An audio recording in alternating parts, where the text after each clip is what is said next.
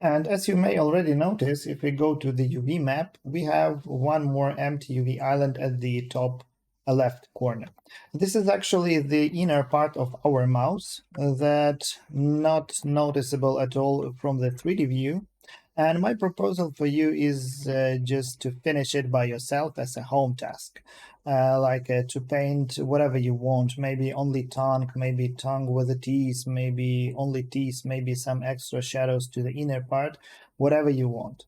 And of course, this is not necessary at all. But what necessary is to share your progress of every material and any stage in our Discord server. So you can find the link in the description below.